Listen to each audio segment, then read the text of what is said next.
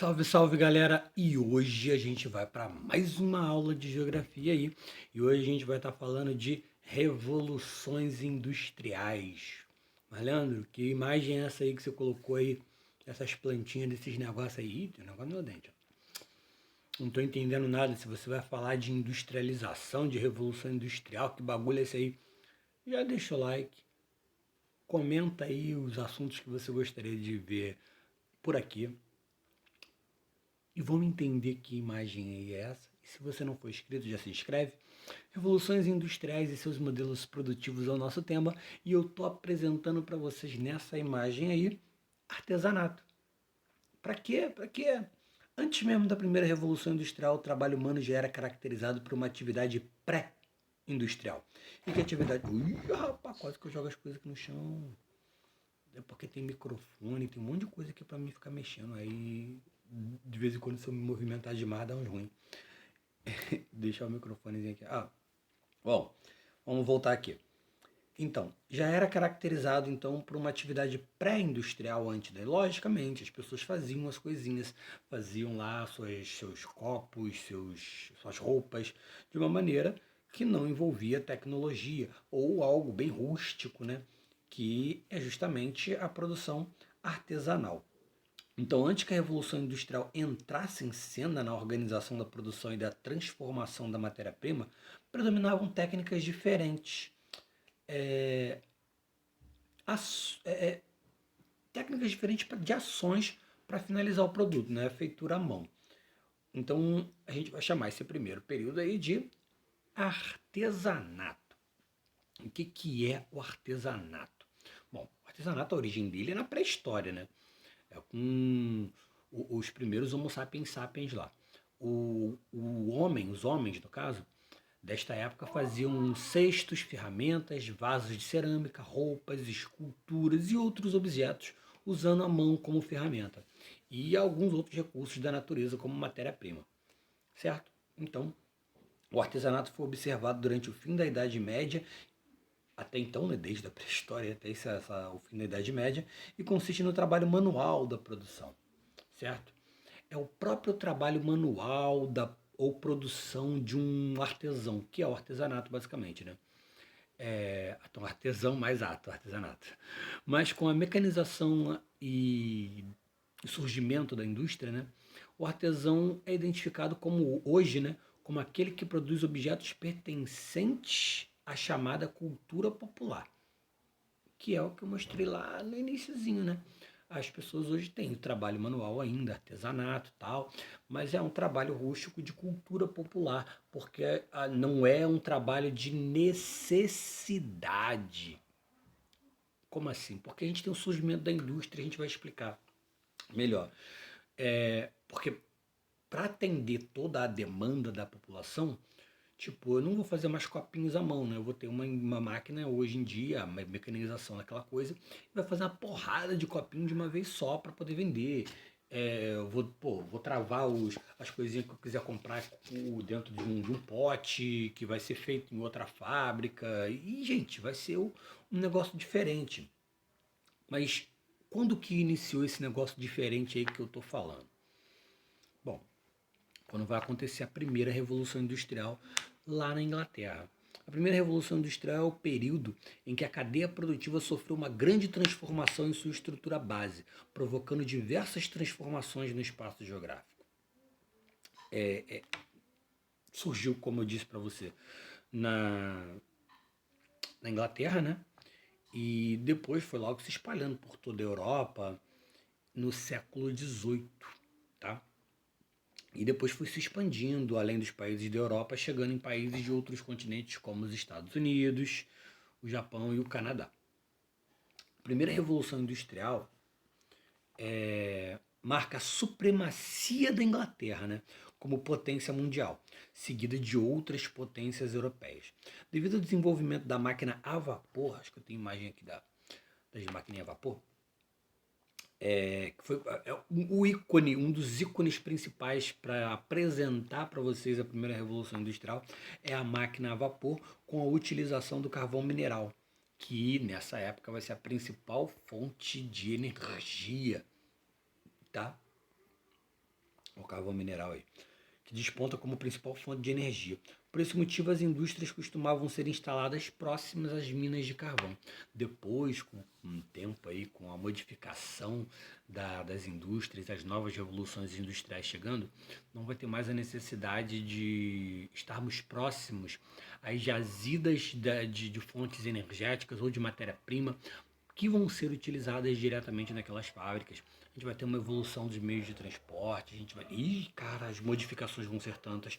Mas imagina, para a gente chamar esse período de revolução, uma coisa que era feita à mão, tal, as coisas, estudinhas lá, de repente o mundo, a geografia do mundo vai se transformar, porque a geografia basicamente é a alteração que o ser humano causa no espaço, transformando ele em espaço geográfico. E a Revolução Industrial, pô, caraca, foi justamente o que promoveu as maiores transformações de uma hora para outra. Não é à toa que a gente vai chamar esse período de revolução.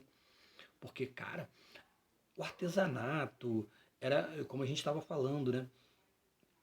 O feitura à mão, que era produzido com artesão, com várias técnicas próprias, mas o ser humano começou a procurar novos métodos para produzir e transformar essa matéria-prima. Então foi surgindo as primeiras máquinas. E aí a gente vai ter uma outra fase antes da primeira revolução industrial e depois do artesanato, que é o que a gente vai chamar de manufatura, com o surgimento dessas máquinas. Essas máquinas manufatureiras só funcionavam com o emprego da força do homem sobre elas, tá? E aí agora a gente está tendo não mais a necessidade da força do homem empregada diretamente na máquina, porque a gente tem uma outra fonte de energia que é o carvão mineral. Então, esse processo aí de utilização do carvão mineral foi capaz de aumentar a velocidade de transformação da matéria-prima, podendo, por exemplo, atender a demanda pelo consumo nas metrópoles europeias.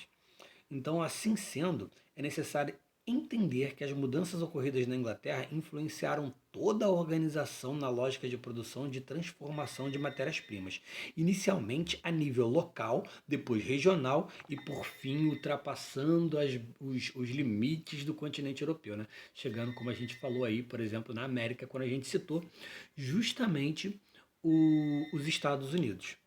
Então, uma das influências que modificou as relações produtivas é a criação da máquina a vapor, como a gente mostrou aí, né? Lá, voltar aqui a imagenzinha da máquina a vapor. Essa máquina consistiu no uso da energia através do vapor produzido pela queima, tá? E esse método beneficiou o crescimento de indústrias têxteis que passaram a utilizar máquinas de tear que funcionavam a vapor, o que consolidou essa atividade como uma das principais desenvolvidas durante a primeira Revolução Industrial.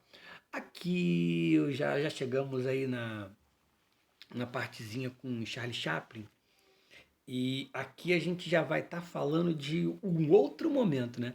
Que é a segunda Revolução Industrial. E quais vão ser as principais transformações que vão ocorrer para que eu possa chamar esse período de segunda Revolução Industrial. Vamos entender primeiro o finalzinho aqui da primeira Revolução Industrial. Com o aumento da produção industrial, por conta da máquina a vapor, por conta das inovações que continuaram surgindo até que a indústria até a indústria passar por essa nova fase de transformações na base produtiva, com o aumento da produção industrial surge a necessidade da Inglaterra expandir o mercado para além das fronteiras, tá? Como a gente falou aí, que vai até favorecer a chegada dessas novas tecnologias ultrapassando o continente europeu.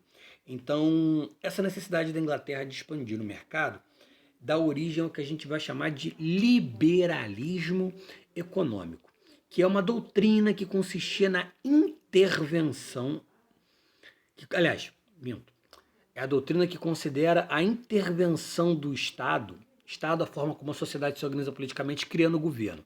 Ela vai entender que a interferência do governo ela é nociva, ela é ruim para a produção. defendendo então que exista uma livre concorrência entre todas as empresas privadas, para que elas possam produzir, vender para quem quiser e aumentar a sua produtividade, a sua busca de aumento de produtividade gerar nova tecnologia, e essa nova tecnologia aumentar ainda mais a produtividade.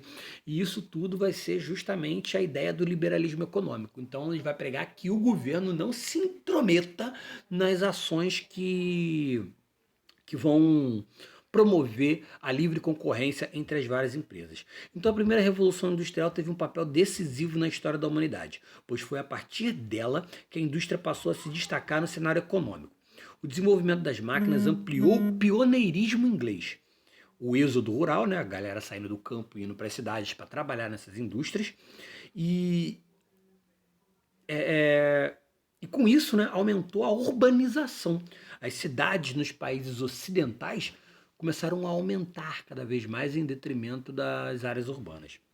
Então, na primeira revolução industrial, a base produtiva das indústrias vai sofrer grandes mudanças, provocando seu rápido crescimento pelo espaço geográfico.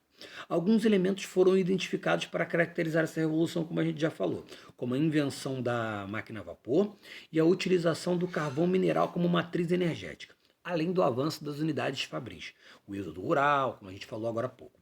Sendo assim, a indústria sofreu um novo impacto e transformações graças a esse aumento, nessa busca de de novas maneiras de produzir, aumentando a tecnologia.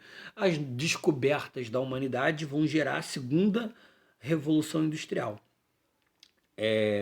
Essas inovações elas vão chegar, acho que no meio do século XIX, tá?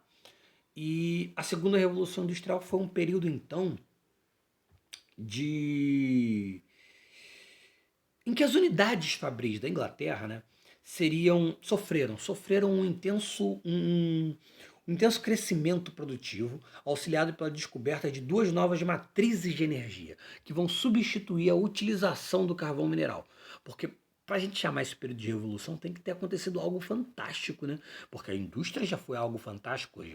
Olha o que a gente estava falando, artesanato, manufatura, e de repente vai surgir a indústria com máquina a vapor, com carvão mineral, pá.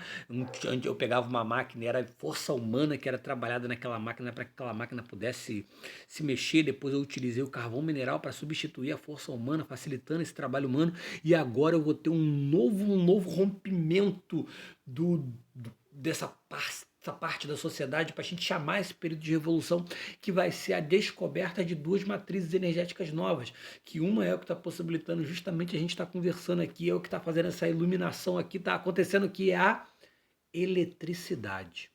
E também a descoberta da principal matriz energética que a gente utiliza até hoje para fazer uma série de produtos que vão desde chiclete ao asfalto, à gasolina, que é o petróleo.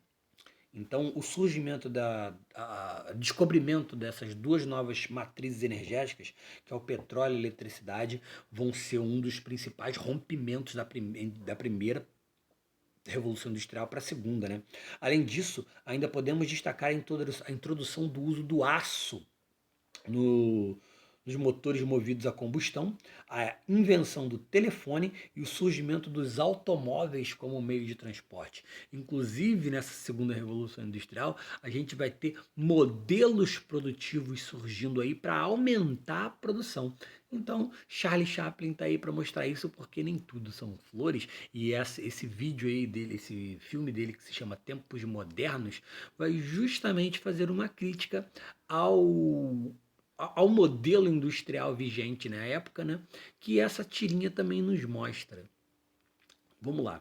Essa tirinha aí está dizendo o seguinte: a gente está vendo aí uma das características daquilo que a gente vai chamar de Fordismo, que é a linha de montagem. Tá vendo aí? É uma esteira onde o trabalhador ele está montando pedacinho, um pedacinho do produto que ele um pedacinho do produto que a fábrica faz, né? Esse pedacinho do produto, ele é especializa, o cara é especialista, ele só faz aquilo, ele é contratado somente para fazer aquilo. Você tá vendo? Ele tá colocando tipo um pinozinho nessa letra C aí, uma plaquinha de metal no formato de C que tá surgindo. E o outro do lado dele coloca uma outra, uma porca nesse parafuso que ele está colocando, né? Vamos entender aí que é um parafuso que ele está colocando nessa placa de aço que está chegando aí no formato de letra C. Então a função dele na fábrica, como trabalhador, é apenas colocar esse parafuso. E o do camarada ao lado é apenas colocar a rodelinha. Então a tirinha aí, a charge, vai mostrar para gente justamente uma das características do Fordismo, que é um dos modelos de produção que vão surgir nessa segunda revolução industrial, que vai mostrar a especialização do trabalhador em uma única função e a alienação do trabalhador nessa única função. Aí, no caso, o cara tá falando, né, vou me aposentar amanhã. E sabe a primeira coisa que eu vou fazer? Andar até o fim dessa linha de montagem e descobrir o que eu estou fazendo há 30 anos, já que ele só faz aquilo ali, né? Ele não sabe qual é o produto final que aquela fábrica está fazendo, que deve ter várias linhas de montagem aí passando e cada uma fazendo um pedacinho do produto final. Então, mas antes do Fordismo, a gente ainda vai falar do Taylorismo. Mas já que eu comecei com o Fordismo, mas vamos lá, o Taylorismo vem antes.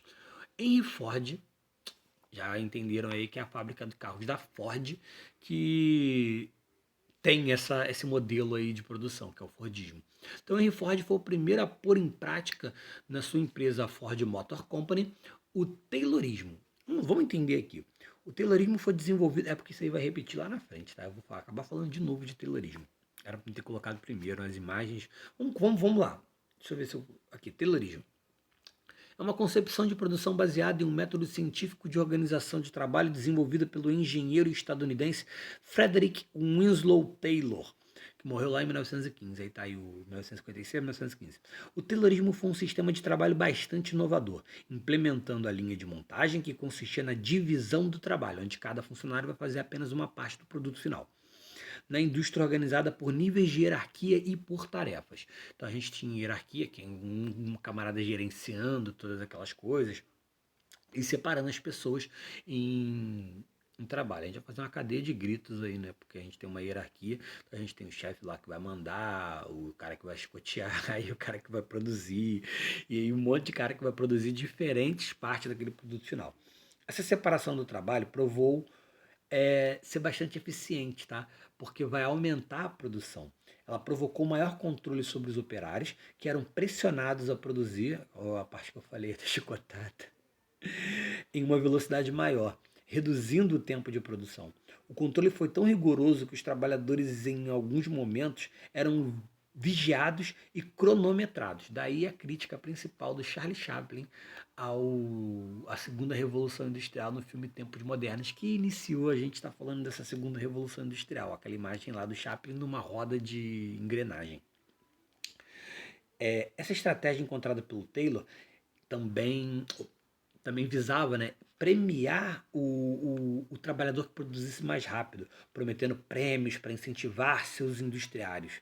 Assim, todos produziam cada vez mais em tempo menor. Aqui eu acho que eu tenho mais uma análise aí do que é o Taylorismo.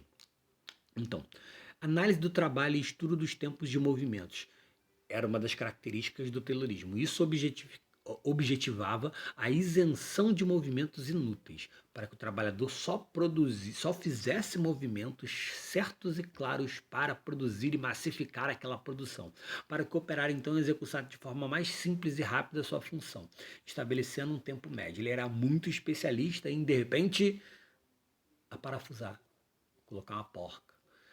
E também tinha um estudo da fadiga humana, o cansaço. Né? A fadiga predispõe com o trabalhador à diminuição da produtividade e perca de qualidade, acidentes, doenças, aumento de rotatividade de pessoal. Então tinha um estudo sobre a fadiga humana para estabelecer os períodos e horários em que o trabalhador estava trabalhando para caramba, para que eu pudesse fazer com que o trabalhador continuasse trabalhando e se acidentasse menos, tivesse menos doença e aumentasse também a rotatividade da pessoa.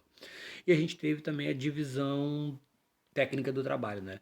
Que é justamente aquilo que a gente estava falando, que é a especialização do operário em determinada função. Calma, aqui é a terceira já. Então, voltando aí agora lá para o Fordismo,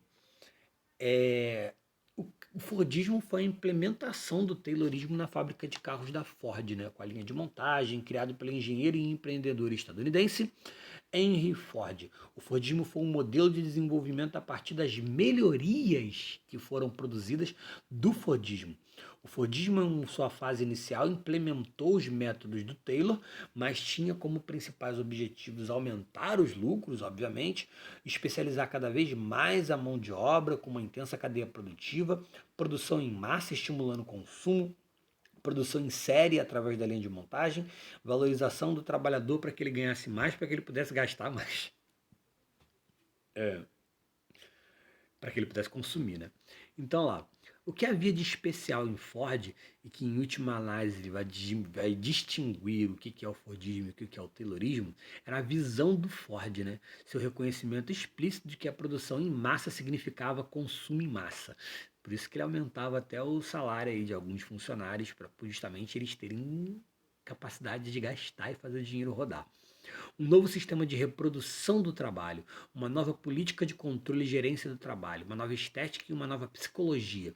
Em suma, um novo tipo de sociedade democrática racionalizada, modernista e populista. O cara era sinistro para poder semi-escravizar as pessoas para trabalhar para ele. Porque quando a gente está estudando assim, a gente vai romantizar pra caramba, né? O cara era um gênio, era, produziu pra caramba, enriqueceu. Tem várias frases motivacionais do Henry Ford, né? Que a gente vê por aí. Não sei se tem alguma frase aqui no caderninho do Henry Ford, mas se você procurar no Google frases motivacionais do Henry Ford, você vai achar bagulho de sonho, de trabalho, blá blá blá. Mas quem está produzindo os carros é o trabalhador dele, né? Mas vamos lá, Taylorismo, tal, blá. E entendemos aí a primeira e a segunda revolução industrial, então a gente camba agora para o que aconteceu com o surgimento dos containers, uma nova espacialidade geográfica, a chegada de computadores, a nanotecnologia, a informática, a terceira revolução industrial ou revolução técnico-científica informacional, que ela foi implementada com novos métodos na cadeia produtiva das indústrias. Dentre esses novos métodos, podemos citar um elemento indispensável que vai caracterizar muito essa etapa agora de terceira revolução industrial, que é a utilização da informática e da robótica. Aí você está vendo agora a produção de carro? Só máquina produzindo carro, irmão. É linha de montagem com gente? Pra quê? Gente tem que pagar salário, gente fica doente, gente é estranha, enche o saco, vem fedendo pro trabalho, não toma banho direito. Mentira, caô. As máquinas aí, elas não vão casar, não vão ficar grávidas, não vão adoecer. E eu não tenho que pagar 13º para a máquina. Eu posso trabalhar com a máquina no feriado. Então, a nanotecnologia, a informática, os efeitos da terceira revolução industrial vão trazer alguns dos efeitos também nocivos para nós, que é justamente o desemprego estrutural, que é justamente o ser humano estar perdendo postos de trabalho para aí, ó, para a máquina. Então, com a invenção dos computadores, que aí com o computador eu posso programar a máquina para fazer as paradas que eu quero. Então, a invenção dos computadores foi lá em 1946, tá? Mas a terceira revolução industrial, com essas características todas que vão definir o que ela é, vão ser a partir de 1970. Em 46, então, a gente tem a invenção dos computadores, as indústrias continuaram a inovar seus métodos produtivos, desenvolvendo sistemas operacionais mais avançados e também fazendo acontecer a robótica. Esse processo marca o início da terceira revolução industrial fortemente difundido pelo mundo a partir da segunda metade do século XX, que é 1970. Os efeitos da terceira revolução industrial encontram-se relacionados à expansão das telecomunicações e também à expansão dos meios de transporte. Então, como é que era a segunda revolução industrial? Lá, meados do século XIX até o início do século XX. Novas fontes de energia, petróleo e eletricidade. Evolução dos meios de transporte, ficaram mais rápidos, eficientes, invenção do automóvel. Inovações no processo produtivo, Fordismo, por exemplo. Produção em série e alta especialização das fábricas, nas fábricas do operário. E a terceira revolução industrial? Quando? A partir de 1970. Características: novas tecnologias da informação, desenvolvimento da robótica, informática, química fina, biotecnologia, mais velocidade nas trocas de informações, aceleração dos transportes e diminuição da noção de distância, interconexão dos lugares em tempo real, expansão das empresas transnacionais, que são as empresas que atuam fora do seu país de origem, né? A gente falava muito multinacional, mas aí parece que a empresa parece que tem diversas nações quando ela tem uma nação de origem. Então ela só transcendeu os limites do seu país. Expansão de empresas nacionais e substituição do trabalho humano por máquinas e sistemas robotizados, gerando aquilo que a gente falou, né? O desemprego estrutural. Não confundir com o desemprego conjuntural, que se deve a uma crise dentro do sistema capitalista. Provavelmente acho que tem vídeo aí falando do capitalismo e a gente fala sobre desemprego conjuntural. Então, quando o capitalismo está em crise econômica, muitas pessoas são mandadas embora até que essa crise passe. Não é o posto de trabalho que vai desaparecer. Na revolução, ó, no desemprego estrutural, aquele posto de trabalho basicamente some, desaparece, não existe mais, foi ocupado agora por máquinas. Então, a gente tem como características diminuição também da separação do trabalho na indústria, terceirização da mão de obra. Eu não preciso contratar funcionários para fazer alguma coisa para minha empresa. Eu posso contratar uma outra empresa que já produz aquela coisa que eu quero. E aí eu compro aquela coisa que eu quero com a outra, e não só produtos, mas também serviços. Por exemplo, um shopping center cujo os faxineiros do shopping não são funcionários do shopping, mas são funcionários de uma empresa que o shopping contratou. A empresa não contratou as pessoas, a empresa contratou o serviço. Isso aí é terceirização.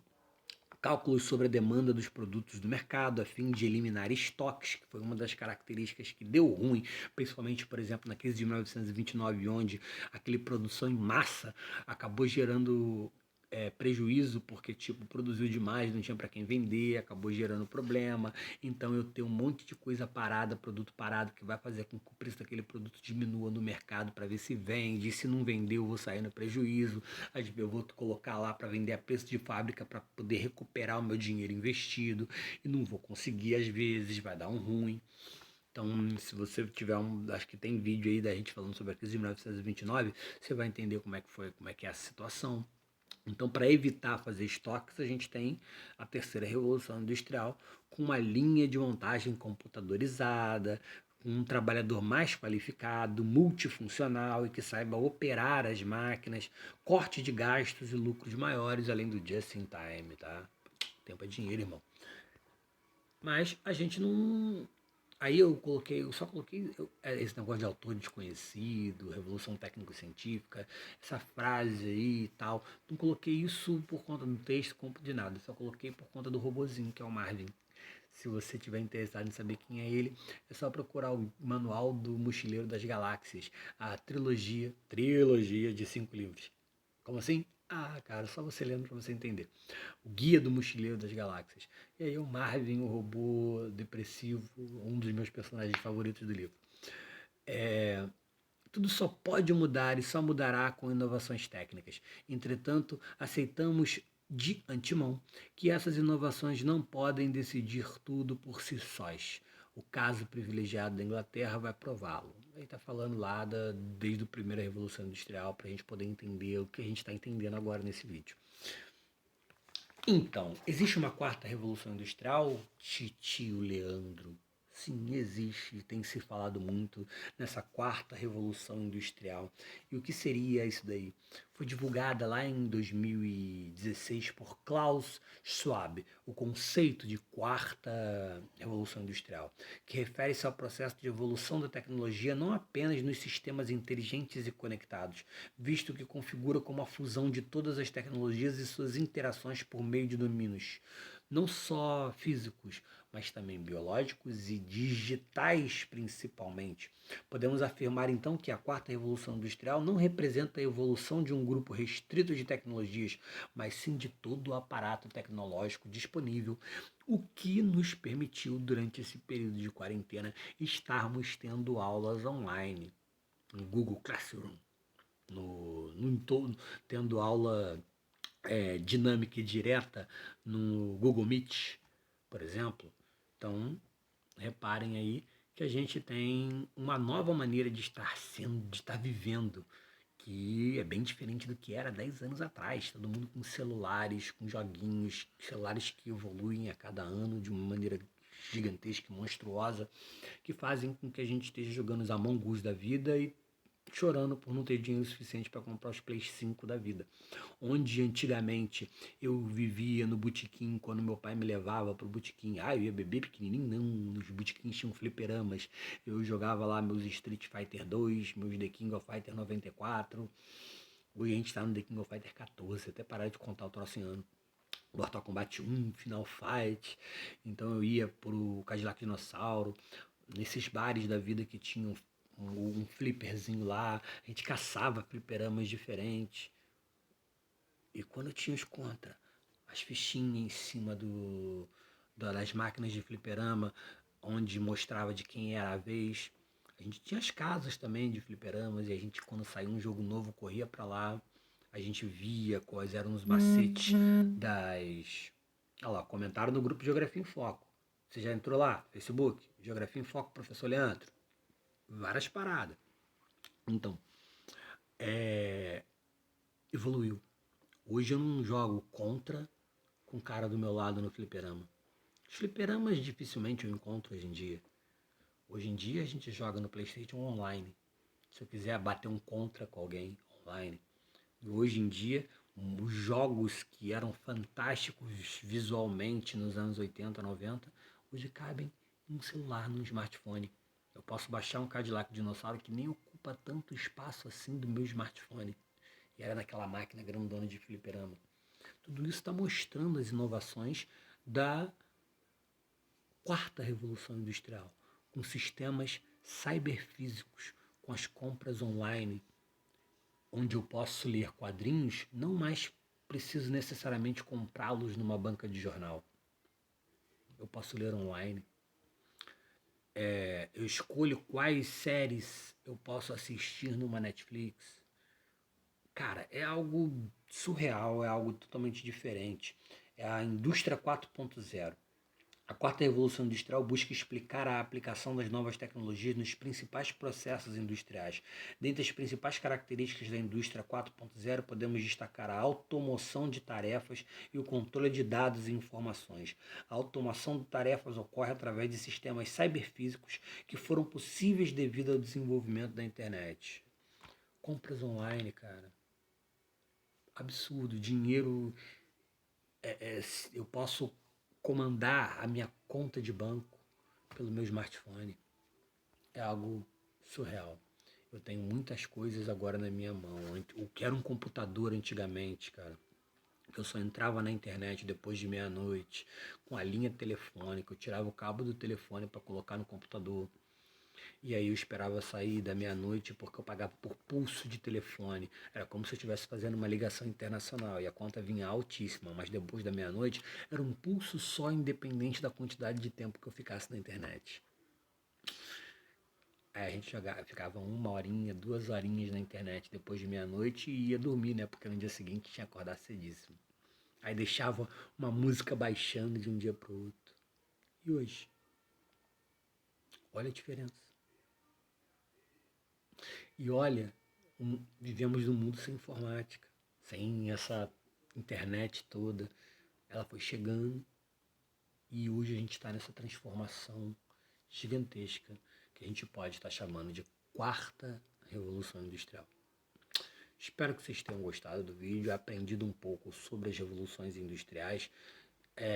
Coloca aí nos comentários Milton Santos, que é um dos geógrafos que fala de globalização, é um dos maiores geógrafos brasileiros, se não o maior geógrafo brasileiro, que fala bastante de globalização, de revolução industrial, de como o espaço geográfico foi transformado.